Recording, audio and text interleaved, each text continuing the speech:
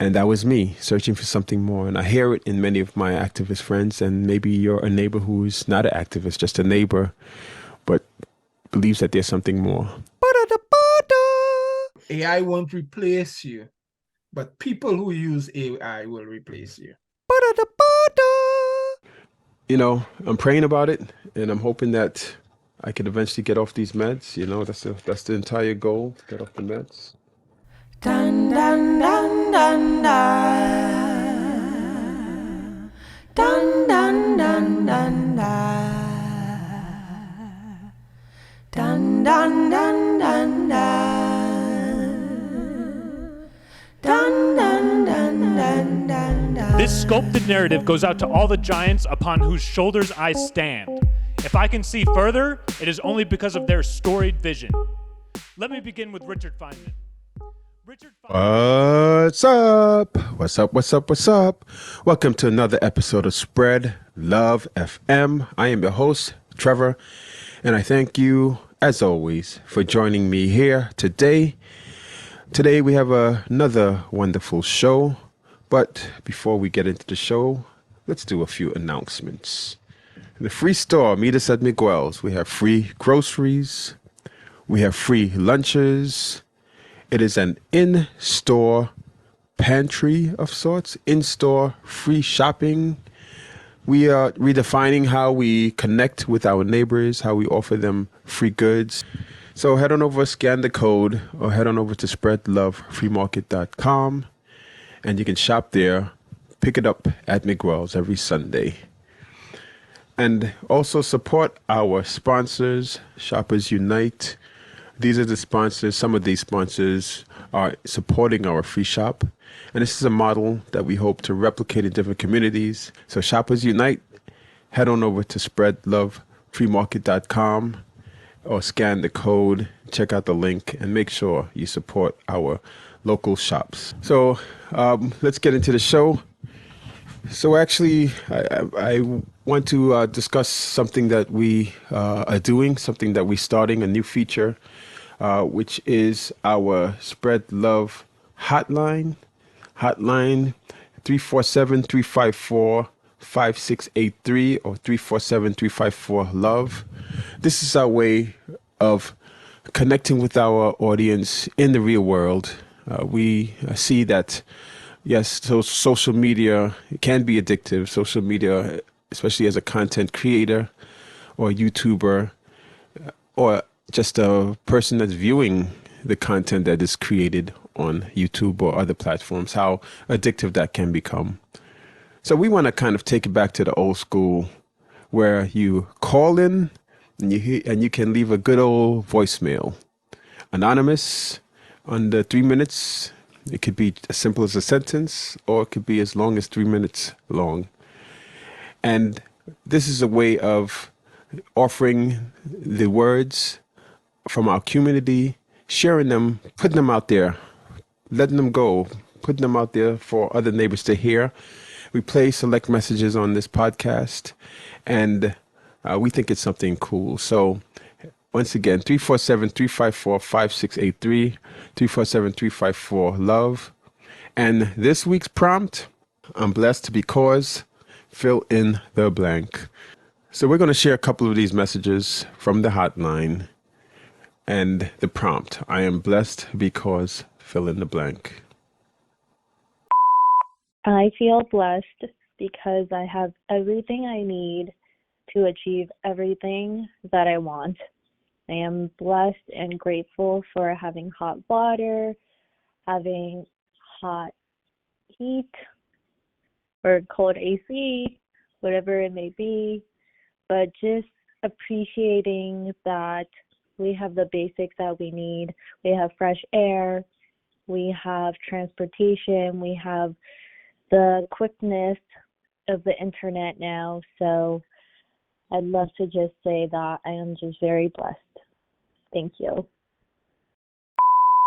Hey, I feel blessed because I'm above ground. I have food, clothing, shelter. Also have my family. My family is so important to me. My kids, their mother, my parents are still here. So I'm the little things, just having relationships and people that I can talk to and call a friend if I need to talk. So I'm happy for all those things, and I feel blessed. I feel blessed because God spared my life to see another day. I feel blessed because God has kept my children safe. I feel blessed because I've lived to see a third generation in my granddaughter. I feel blessed because I was blessed with a home, but I feel that home was prepared for the little boy called. Yes, I feel the Lord prepared and paved the way so that I can have this home, and He knew the child was going to be with me at some point. He knew that he was going to be in our lives, and he, like my husband said, he paved the way for us. So I give thanks and praise for God for blessing us with a home that's filled with love that we're able to share, because sometimes you think things are impossible, but then God makes the impossible possible. Yes, that is so true. And we just wanted to share that with you guys. So the Lord can do many things that you think is impossible and make it possible. Thank you. Well, you feel blessed, sunny. Yes, especially when it's sunny, one day. And lock the pool. Yes, you could see you have a lock the pool. That's good. I feel blessed because I'm alive. I love this prompt. I feel blessed because I have the tools and the skills to heal through any upset that comes my way, any block, any obstacle in front of me. I know exactly what to do to heal my emotional wounds through it. And because I have that skill set, I'm able to create a whole new experience for myself. So I feel so blessed to, in just a matter of a few short years, watch my life completely transform, watch my relationship to money transform, my relationship to others transform, because I have this simple yet massively effective skill set for healing, for knowing myself even more and more deeply, loving myself there, and acknowledging that we are infinite beings in finite bodies in physical finite form. There's always more to love. There's always more to discover. And I feel so grateful and blessed to have these skills and these tools and to know exactly what to do. And then to watch my life just ridiculously up level from there. I mean, the friends that I have, the relationships that I have, the experiences that I have, I'm living a life I never would have dreamed of 5 years ago, 3 years ago, even 1 year ago, and definitely forget it when I was growing up. So I feel really grateful and blessed to know myself more deeply and to love myself there more and more deeply. And these spiritual tools, these healing tools, these emotional tools are such a blessing. Thank you so much for asking. I feel blessed because I'm alive to see another day. God has been good to me and my family. He's kept us in good health. He's given us a place to live, and He's never added any sorrow attached to any of His blessings. So this is why I feel blessed. And there you go. Amazing messages from our community. Share your blessings. If you get a chance, you can still call in, share the blessings that you have received, or you can post them in the YouTube comments as well. By sharing your blessings, you never know who you might uplift, or you may even uplift yourself. So head on over again to the Spread Love Hotline, 347-354-5683. Okay, so I want to get into. Last week I shared the continuing health journey that I am on, my fight to get off my prescription meds that are treating my hypertension.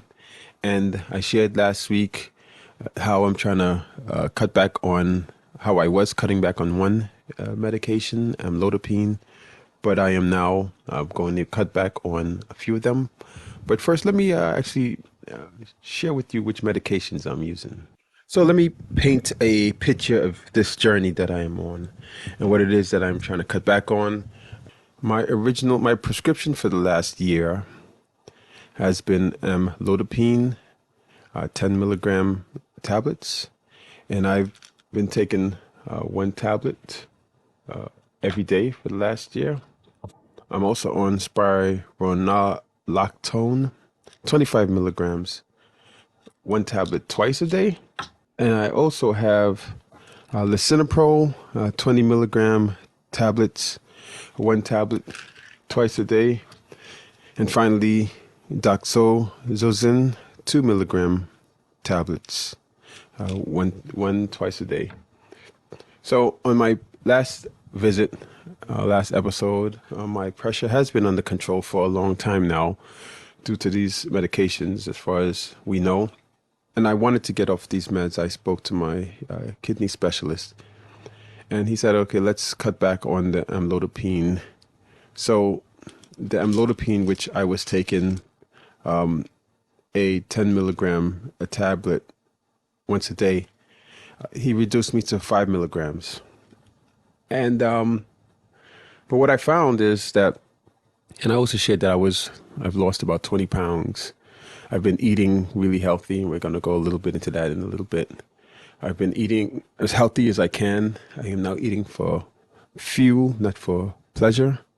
And I'm learning how that is, and it's actually not that my food tastes bad. It's, I removed the salt and some other, the harmful chemicals. I'll go into that in a bit that I think are harmful. But it's more like, so for example, I'll have a pasta, fresh tomatoes, no, not processed bread, these type of things. We'll go into that.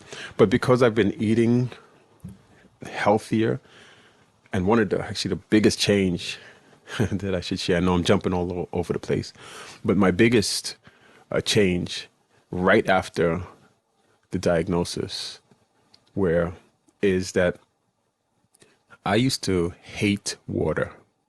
I used to see this water here? Now water is my best friend. I used to drink juice like all day. I would have cups and cups and cups and cups of juice. But I hated water. And it kind of runs in my family. My father hates water.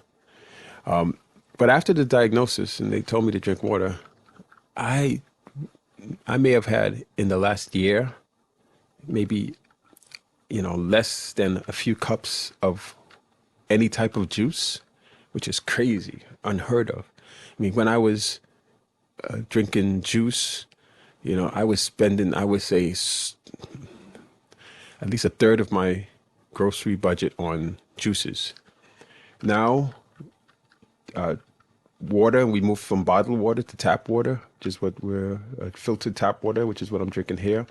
And so I think I imagine that's making a huge difference. So back to the blood pressure reading. So my pressure was low for the last year.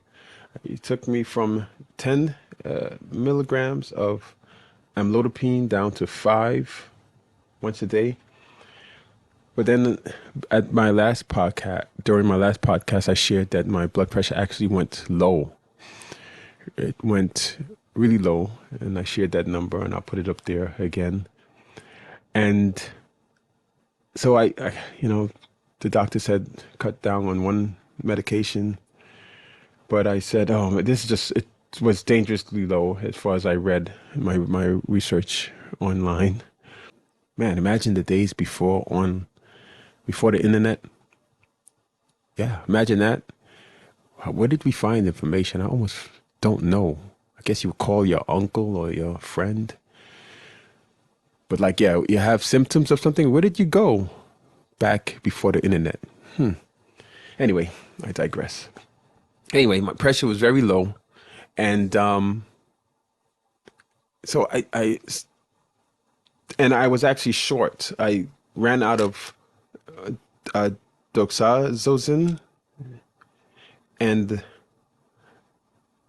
so that was actually short for. I was short on that leading up to my pressure being really low. So I wasn't taking that, but still my pressure was really low. So what I decided to do after that is to cut the other medications, which will make my entire all four of the medications I'm taking, cut them all down by half. And first of all, I am going to make a disclaimer here. Do not, I repeat, this is not qualified. I am not a physician or expert of any kind. I'm sharing my journey. Consult with your physician. I consult with mine. I called mine at the end of all of this. I called my physician and I am talking to him about what I'm doing. And I am, we are a team. So take everything I say as just my experience, but questions that you can ask your physicians or whatever, the internet or whatever. So what I've done is I've cut down all of my medications now. So just to rehash, I am taking 5 milligrams of amlodipine every day, 2 milligrams of doxazine once a day, 20 milligrams of lisinopril once a day, and spironolactone 25 milligram tablets once a day. So the last three, I used to take them twice a day, and now I take them once a day. The amlodipine, I used to take 10 milligrams once a day, and now I take 5 milligrams once a day. And that's been, I would say, going on 2 weeks now. But, a couple of 10, 11 days now. And this is my last blood pressure reading, and this has been pretty consistent throughout. And, there you go. 116/77 is what I got today. So, I'm praying about it, and I'm hoping that I can eventually get off these meds. That's the entire goal, to get off the meds. And so, let's pray. Let's hope that this is where I could eventually be completely off them.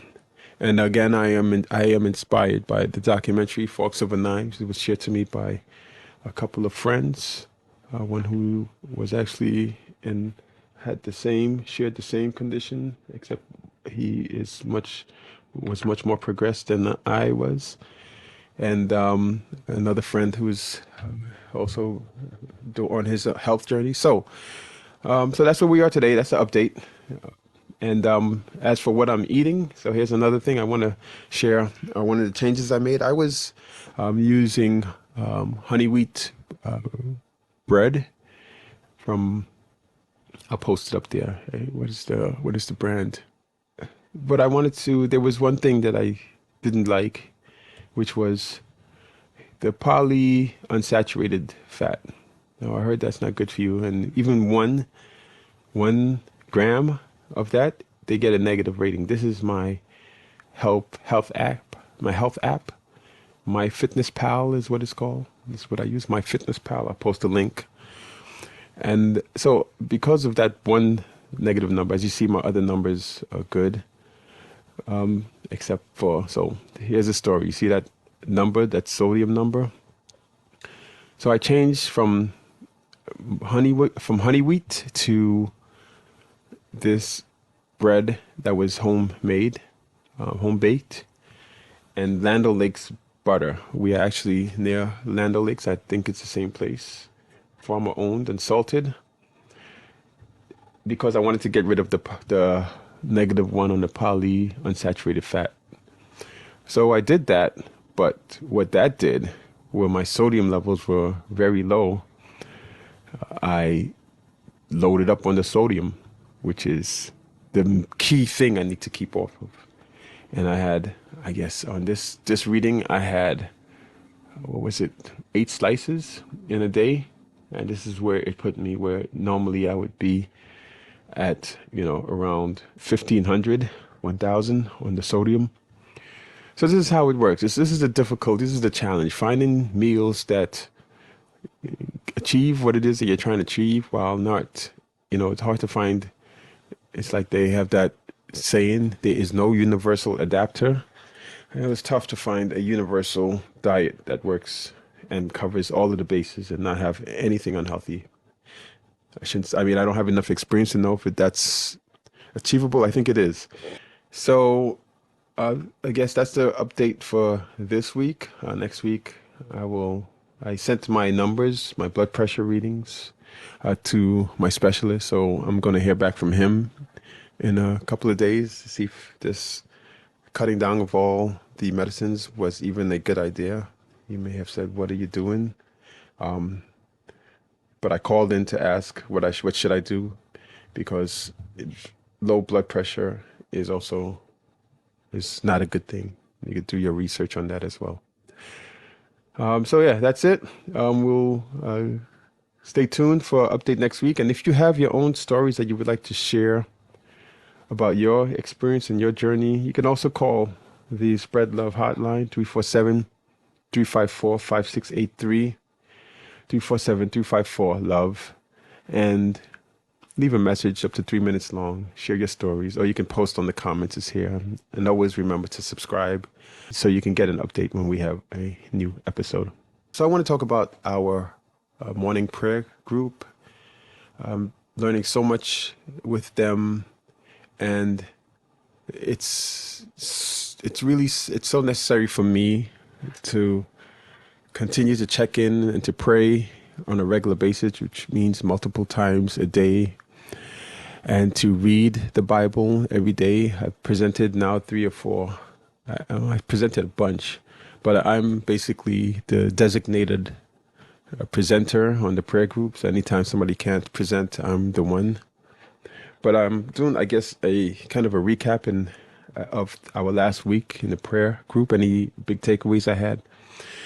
So I want to go to Acts 22, 6-16. So basically, Paul is a disciple who is sharing the word of God and basically launched Christianity. And he would travel from city to city testifying. And Paul used to be a persecutor of Christians. And this are his letters. On his trips and his journeys, the other disciples would either write about his travels, or Paul would write himself. And this chapter, Acts 22, 6-16, the selection I'm reading to you has to do with when he found his enlightenment and when he made his change. He was called by God to become a disciple and to spread his word. So I'm going to read that and then kind of share my experience, my takeaway. So Acts 22, 6-16. Now it happened, as I journeyed and came near Damascus at about noon, suddenly a great light from heaven shone around me, and I fell to the ground and heard a voice saying to me, "Saul, Saul, why are you persecuting me?" So I answered, "Who are you, Lord?" And he said to me, "I am Jesus of Nazareth, whom you are persecuting." And those who were with me indeed saw the light and were afraid. But they did not hear the voice of him who spoke to me. So I said, "What shall I do, Lord?"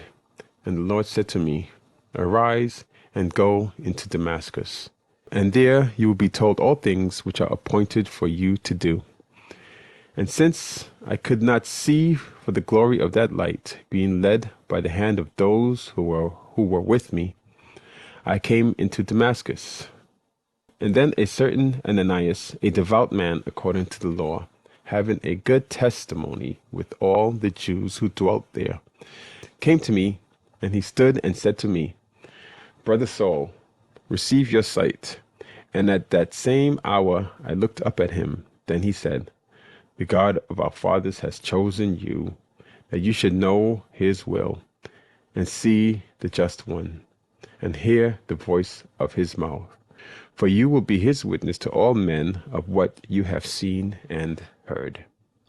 That's Acts 22, 6-16. So my big takeaway of Paul finding his calling is I recognize the distinction of evangelizing God's message as a prodigal, which, as if you guys don't know, I recently found my spiritual calling, my spiritual awakening. You could see in the previous episodes in my trip back to Brooklyn. I'm now in Florida. I had a spiritual awakening after decades of being agnostic, leaving the church. I recently came back. And because of that, I have a way of recognizing the prodigal versus being faithful. And when I speak about where I came from in the months leading up to my spiritual awakening, as an activist, I would often speak about connecting to people who are outside of our bubble and getting out into the world and speaking to moderates and conservatives, or right-leaning moderates, etc. How we need to have these discussions. And you see that also mentioned in earlier episodes that I have here. If you want to start from the Oliver Anthony video and just work your way through, you'll see I get really specific on the idea of reaching out and going outside of your comfort zone. So coming from that background, I was always talking about how we should be reaching out to people who are not activists, so we're not preaching to the choir. And the challenge there is that, well, the goal there is actually so you can learn how to connect with them, how to speak their language, for lack of a better word, how to listen to what it is that they're saying. And that takes time. The learning curve, the acclimation to that voice of the people that we as spiritual neighbors, as Christians, trying to connect to agnostic neighbors and people who are and who may have rejected the word or are not sure about the word. For me, there is no learning curve. There's no block. There's not an obstacle from me speaking to them, speaking in that language, because that was me up until a few months ago, for decades. And so when I look at this verse in this scripture and I think about Paul's journey, and because he was persecuting Christians, killing them, and now on the road to Damascus, he is now a Christian, spreading the word of Christ. And that's kind of how I feel. I think there are many people out there who are spiritual. There are many people who, it's difficult for them to find faith, who may have objections to the church and religion, organized religion or unorganized religion, but are searching for something more. And that was me, searching for something more. And I hear it in many of my activist friends, and maybe you're a neighbor who's not an activist, just a neighbor, but believes that there's something more. But, maybe you don't relate to the traditional outreach ways to reach out to you as a neighbor. So there's a perspective that I can lend because I was you for a long time. So my own Damascus moment, my moment of enlightenment and being called to action, finding my calling, that's where I can relate. And I believe I could lend something as well. So every Friday I meet with my relatives. I have a brother-in-law and a cousin who they're helping me with spread love, helping me build this platform. And we meet every Friday on Zoom. And the discussions have been there very interesting. And last week we got into talking about artificial intelligence, AI. We're basically discussing how do we engage with what's happening with AI in a responsible way. And I'm going to start off with a clip by Neil deGrasse Tyson. So here it is. Without further ado, I'll start with the clip, and we will go right into the discussion. Okay, so yeah, it writes your term paper, and people said, "Oh my gosh, AI is bad and dangerous. Let's ban it." If you knew how embedded modern civilization already is in all variants of AI, you wouldn't possibly say that. So what's the answer? I mean, answer to what question? The question of what are we going to do about the fact that a kid can just go have an AI write the term paper? How are you going to know whether he learned? I love that. Okay, so maybe